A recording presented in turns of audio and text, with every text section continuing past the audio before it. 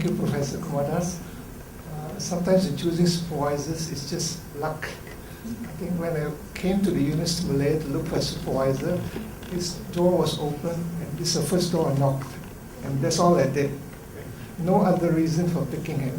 Just like Prof. Tong, this is the last one or the first one, whatever it is. Life is like that. So in my case, my career is also like that. There's luck. When I started, somewhere in the University of Malaya,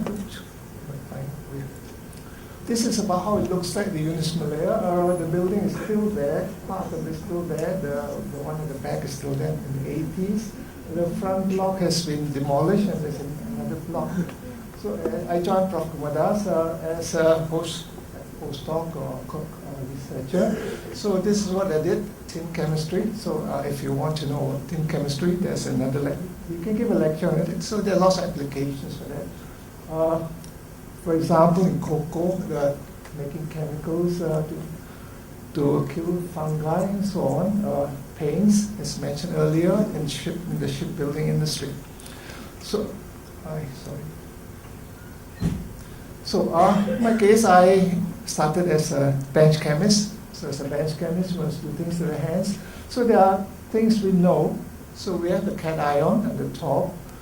It is active against fungi and bacteria, all that. You've got an anion. It's also active. But strangely, when you combine the two, it is not so active. So but what happens is that we found that if you put a space in between, then the chemical becomes much, much more active. So this is the chemical basis. Now, I'm a chemist, or we're chemists, so we're looking into structure, reactivity, relationships. So the structure means, in our case, it's the three-dimensional structure or the arrangement of atoms in the structure. I think most of you should know the most famous structure, crystal structure, is the structure of the DNA. So if you know the DNA structure, it helps in genetics, it explains lots of diseases and so on and so forth. So our interest is in knowing the structure. So in this case, when we're talking about the structure, it's the crystal structure. Now there are lots of things going on. You have to have a crystal, so you have to have a machine. You measure the crystal, you measure the machine, and you got lots and lots and lots and lots of spots. So from the spots, lots of things are spinning around, rotating, whatever it is, and finally, with lots of luck, you get the arrangement of atoms as shown in most textbooks on the right-hand side, right. So that is called the crystal structure. Now, crystals are always fascinating to me, to ladies, etc., because it's beautiful. So if you wear a diamond ring, you will know it is a crystal structure. Beautiful. Diamond, why is it so beautiful? Because it's just carbon, etc. So if you go downtown to the shops, you see all these beautiful crystals. Amethyst, for example, it contains chromium. Why is it contains chromium? There are lots of reasons. So you have jade, etc., etc. These are all crystals. So if you like beauty, natural beauty, you like crystals. So you got all these examples of crystals. Now, the measurements are less interesting. You basically see spots, and spots. And from the spots, you make up your chemistry. So basically, there's lots of belief, there's lots of trust, lots of intuition, and sometimes lots and lots of luck, because you're just seeing spots. You're not seeing, the outcome is the product as you see spots. Right. So I think if you go to most chemistry departments, you'll see on the left-hand side one of those, this ball in the shape of diamonds. Everyone puts it there. But nobody explains why. My department has it, your department probably has it. So if you look at the picture in the middle, this is the graphite structure, which is and just below it, it is the diamond structure. So there's a big difference between graphite and diamond. Because with graphite, you can use it as a lubricant, because the structure is just a layer structure. The other one, carbon, in case you want to know, the rarest type of carbon is colored diamonds, but you cannot put anything inside the diamond because nothing is smaller than carbon. The thing that's smaller than carbon is probably electron. You cannot put anything else, so it's rare. So you have to be Elizabeth Taylor to buy one of those colored pink diamonds. So there's a new one coming up, 12 carats, pink diamond. I don't know what's inside, but it's a rare here. So from something very beautiful, very interesting, that's why we like it. You end up with a crystal structure and you explain the properties. So in our case, I'll go straight on into whatever I did with Prof. Kumadas. So we are talking of the structure, thin structure, organothin structure. So we have an example of an organothin polymer. So the terms we use in normal polymer chemistry is also used. We have a thin polymer. Maybe. So of course at the top, for people who are not familiar looking at figures, we have just a scheme to show us a polymer, organothin polymer. Oops, I'm sorry. Then we have a helical polymer. We have a helical polymer, also the scheme, helical. And then we have a cyclohexameric structure. We like it because it's six-sided. It reminds us of snowflakes, so we're happy about it. Now, what happens when the organothin chemical decomposes in the ground? So it loses some of these things, so you get another motif. And the motif is what's called a ladder structure. So all these things are of interest, and it helps biology. It doesn't address biology directly, but it explains the properties of the decomposition products. By 1970s, the field's a little bit more mature. There's lots of problems, lots of questions about organothins being leached into the environment, particularly in areas where there's small ships. So the oysters get deformed and all that. So there's lots of problems. And so around that time, I decided to do something else. I decided to look towards China, to look into something called the self-assembly of coordination polymers. This is around that time. I think China has not started expanding its research yet. It's quite nice to start it because nobody knows what they could do. Of course, now it's very difficult to do business with them, to do research with them because they are very established. So in this case, around the time I went to China to look into this particular topic called coordination polymers, which is slightly different from organothin polymers. Right. Now, a little bit of coordination polymers. So at the first top, we have a linear polymer. So the M is a metal. So it's a metal organic polymer. On the second part, we have a 2D polymer. On the third part, we have a 3D polymer. Right? So the first one is a linear polymer. This affects the properties. Second part, 2D layer. Third part is a 3D polymer. Now, what has it got to do with properties? We think of something else a bit more important to us.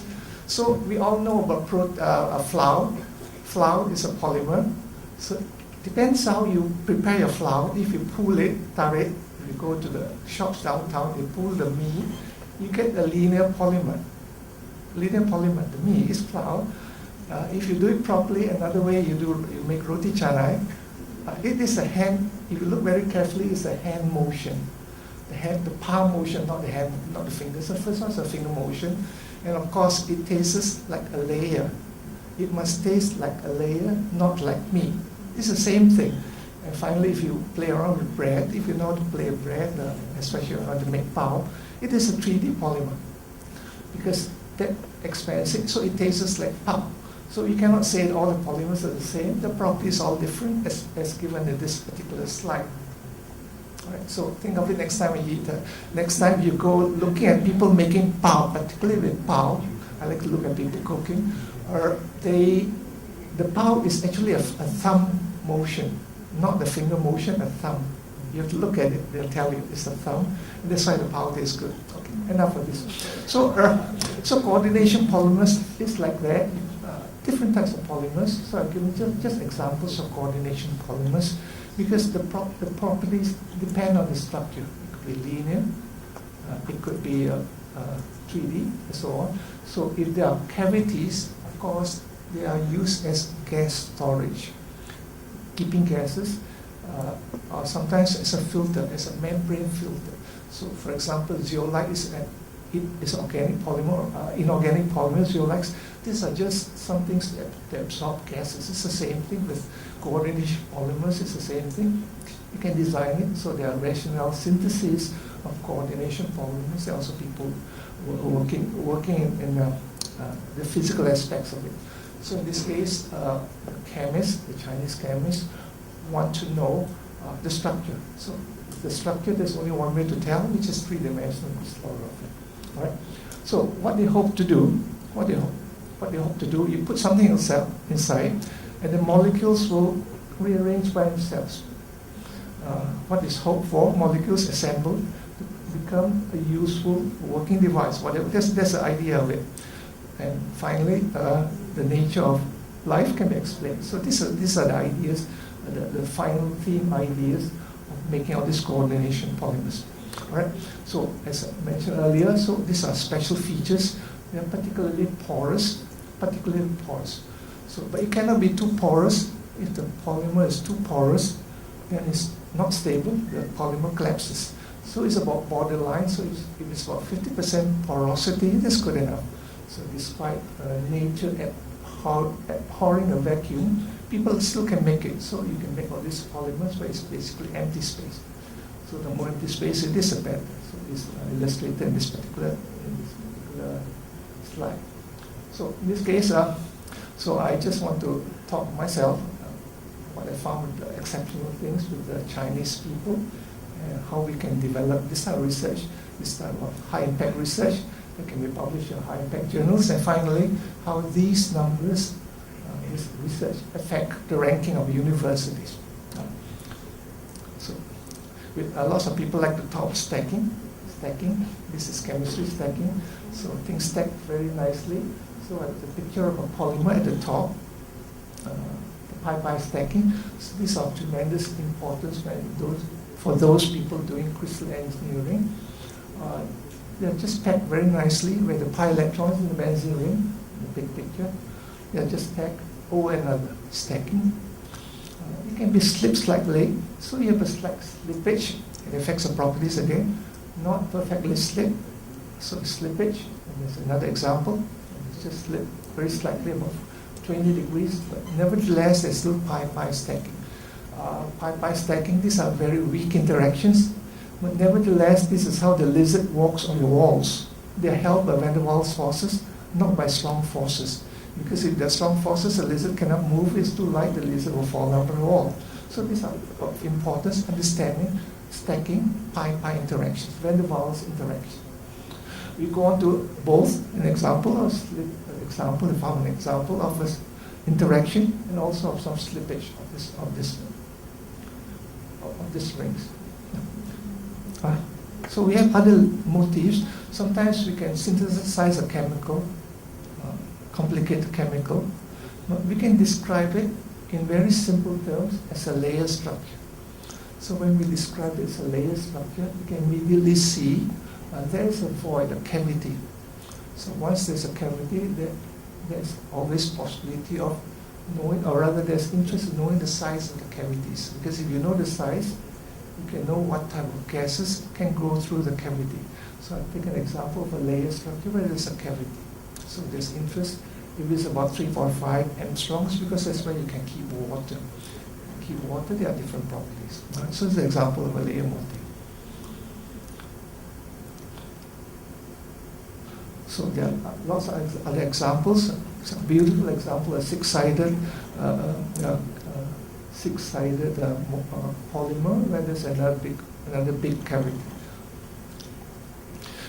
Now, because it's chemistry, so we can it's crystallography. We tend to like to describe it in mathematical terms, easier to understand. So we are dealing with what's called topology. Instead of saying this is a polymer, which is a layer, we can say in much simpler terms, mathematical terms, in terms of topology. So in this case, if we look very carefully, it is like a honeycomb. It's a honeycomb. So instead of explaining the chemistry, now we can say this is honeycomb layer. So it's very easy in mathematical terms to describe the polymer. So we can compare one polymer with another and say this is a honeycomb polymer defined by a graph set. Honeycomb polymer, another is, say, is a square grid, etc., etc. So I give an example of a honeycomb polymer. So there's another example. It's a square. It's a little bit squarish. So this is also a layer structure. Now we can also find how much of the volume that is empty. The volume that's empty in this case is just occupied by ethanol. So of course, if it's occupied by ethanol, you can remove the ethanol, change to a smaller molecule, change the smaller, and it will still be there. The cage is still there and can be used as such to absorb gases. So this is an example of something with a honeycomb structure.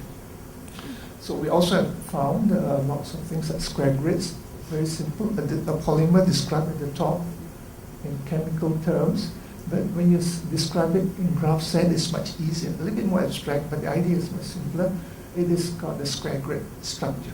And then the space is occupied by DMSO molecules. Right? So other examples, layers, but in this case held by hydrogen bonds. So of interest again, you want to deal with hydrogen bonding. So now, other more abstract things, we like to deal with interpenetrating networks. A network, just like a polymer. So we want to deal with doubly interpenetrating, triply, and so on. So the record is 9 interpenetration. That means the polymer is very stable. Networks difficult to visualize except by graph set theory. So we have a polymeric network, 9 of them together, all assembled together, all connected together. So of importance to theoreticians, why this happens. So I just want to give some examples of some of my contributions to crystallography. So I like to play around with this order. There are lots of papers that can be published, but some structures cannot be published because of mathematical problems, disordered. So if it's disordered, of course the work cannot be published, so there are lots of high impact research that waits to be published because the treatment is not easy. It is not something people like to do. It is like if you are a fashion designer, you want to design clothing, you don't want to mend clothing. Because if you mend clothing, it's very messy. Somehow nobody wants to do it. It's like if you've got something that's torn in the shops, nobody wants to mend it for you. All the tailors want to be fashion designers and so on. So in this case, it came upon me to help the Chinese deal with problematic structures. So at the moment, there are very few people who can handle problematic structures, but I seem to be one of those people that can handle all these mathematical problems. And because I can handle it, I get into the authorship of these papers with these Chinese collaborators. So I just give an example of this order, so to chemists will be of interest. So we have a phenyl ring at the center spinning around. So if you look, if you do not treat the disorder, it's a big ball, and nothing can be done about it, and of course the work cannot be published. So this is quite common. Phenyl ring being disordered around a twofold rotation axis. Now there are lots of disorders. So if there's a mathematician here, if there are 15 atoms, it cannot sit on the center of inversion. Those mathematicians, you have a center inversion here, it cannot, it's impossible. These are things that happen, these are paradoxes. You have a molecule or number of atoms lying on the center of inversion. So this is a problem. Lots of people do not want to handle it. Somehow it's come upon me to handle it. And it can be done, although it sounds a bit odd. You do have a molecule sitting on the center inversion that's got an odd number of atoms. Try it at home, it will not work. So there are also types of disorder which I'm dealing with. It's called whole molecule disorder. Again, the whole molecule is just disordered, all sitting on top of one another, and the electron density map is not clear. So we leave it as this. I will deal with something else related to this, and that is to address, to also say to the vice chancellors of universities, deans and all that, that whatever research we do has got tremendous influence on ranking the university. So in my case, when I publish research with the Chinese, our papers, the citations all add up to the ranking of the universities. So in a sense, I'm now giving an account of my work, because my work has been funded by taxpayer money, and that's where all the money went to, and now you know that I've actually used it usefully. Right? So this is closer to, so we'll deal with this. So now, high-level research comes from collaborations.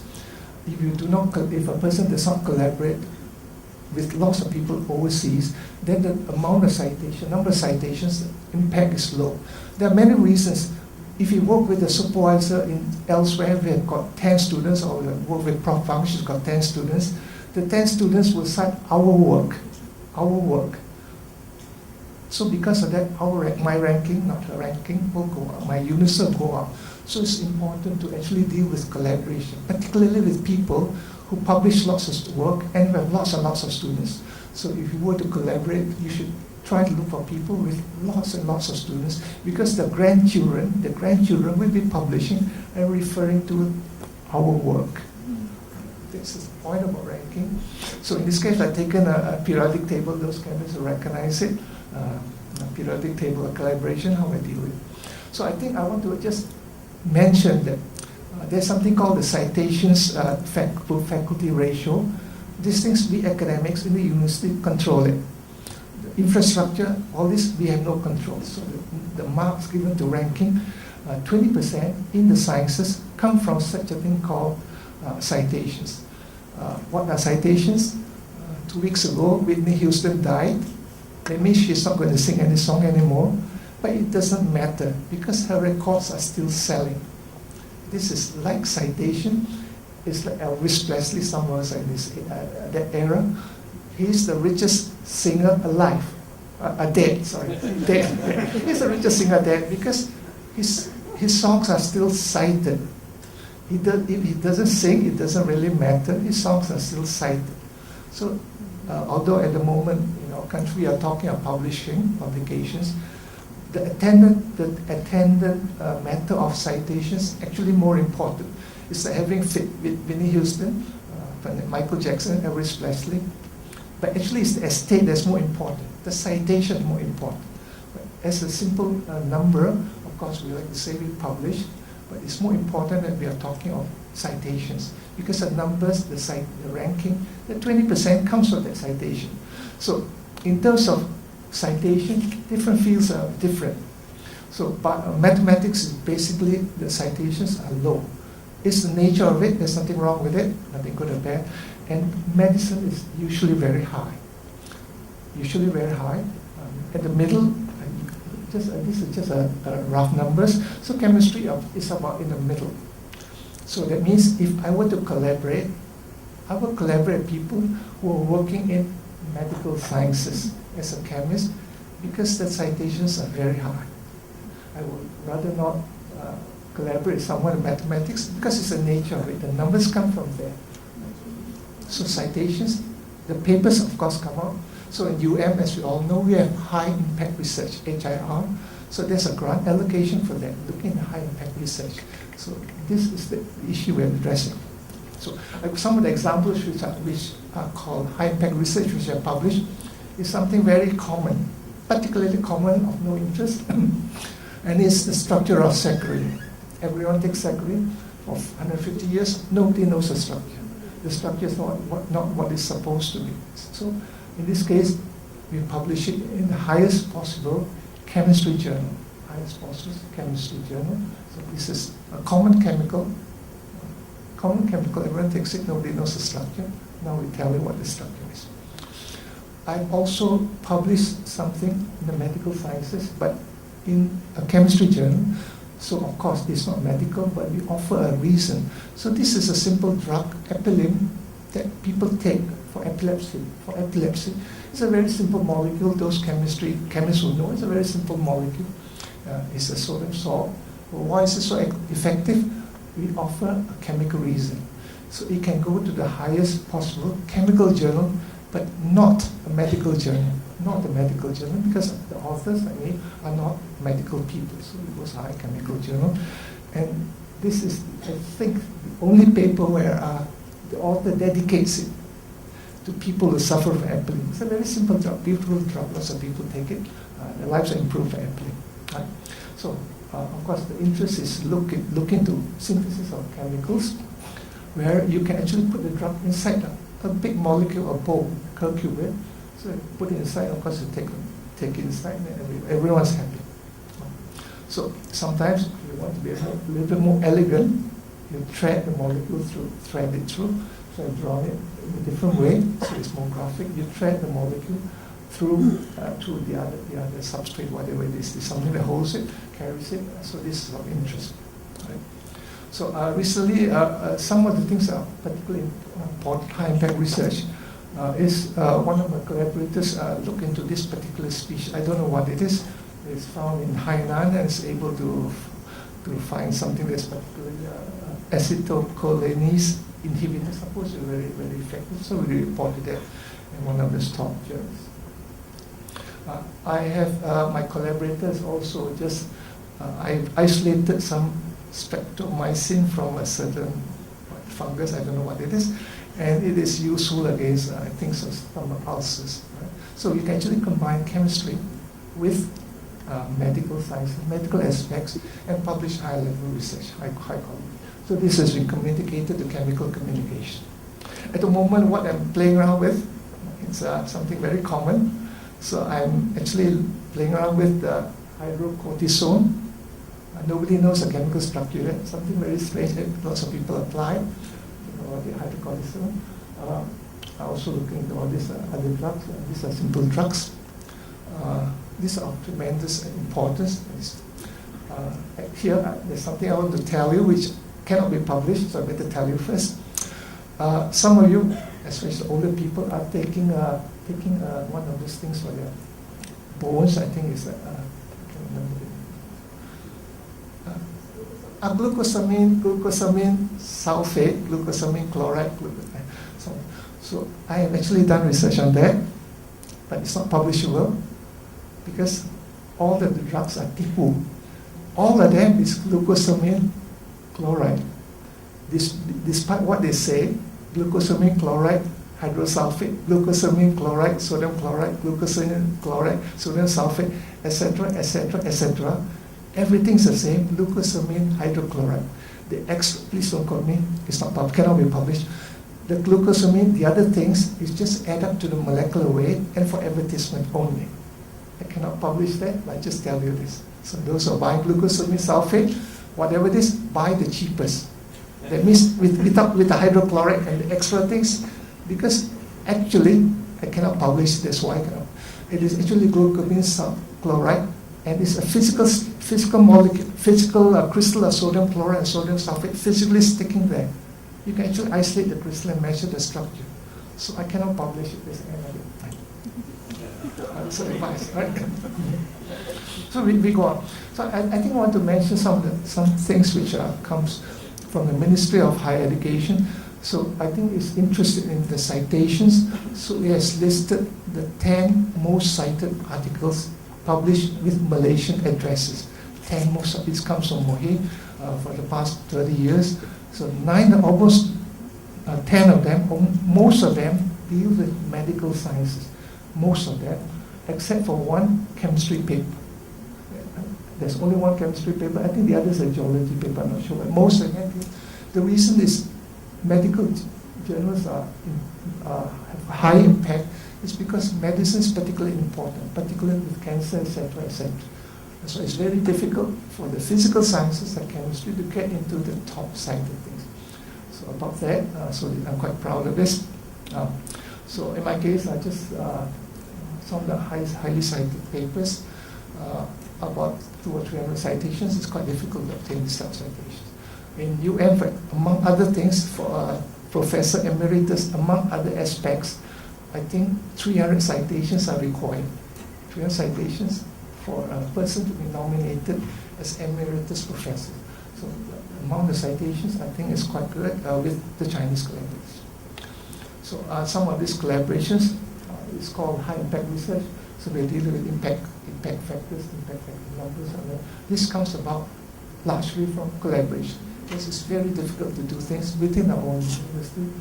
Basically, because our students, when they graduate, they go somewhere else. They don't do research. They don't sign their own work. So it's better to collaborate with people who are outside have got lots of the students. All right. So at the moment, I have about quite a number of publications. I'm also training up at least 1 or 2 other people to be able to publish large numbers. The important thing is we have to publish large numbers to keep our ranking. As of last week, we have the Dean of Science here. has last year published more papers than UK, am I right? Yes, more citations, about 2,000. USM 1,500. UKM about 1,000. Right? All because, I think partly because there's lots of funding for high impact research, so, but with the attendant higher number of citations. So at the moment I collaborate with lots of people, so I meet them through the internet. I normally don't visit them. My largest number of collaborators is from China. I have a collaboration of all places, Morocco. I think I'll go there since there's a suggestion. I'll go there. King Mohammed V University, I think so. It's in Rabat, so I think I'll go there since there's I can stop by Paris and visit Gay Perry and then go on to that. It's quite nice. Most of so the collaborators are all over the place. I also have collaborators from Iran. I work with vice chancellors in lots of universities. In 2009, the president of Iran gave me 10 gold coins. I shook hands with him, quite nice about it. Didn't put the speaker because people don't like him now. But my largest number of collaborators still remain in China. Because the Chinese, again, there's a very large pool of people, so it's much easier to deal with large numbers. I myself want to deal with very large number of research papers, isolated, so it's easier to deal with them, large number of papers. I also have people from of all places, Macedonia, etc., etc. I think in 2000, I think I got the Malaysian Science Foundation awarded me a prize. I think I'm one of those odd people who get 2 prizes. One of those odd people. Yeah. So anyway, the Chinese people have acknowledged my contribution, so they offer what's called honorary professorships. They don't have honorary doctorates, so it's just a different title. It's quite difficult to get the first one. I'm trying to encourage Prof. Phang to get it. But it's after the first and the second, it's actually quite easy to get the 4th, 5th, 6th, and so it's not so difficult. So I have advised her up to her because I don't know her field, I don't know her people. I only know the chemistry people. So at the moment, I'm holding an adjunct position with Multimedia University. I just go there once a while and just advise a little bit on research and all that.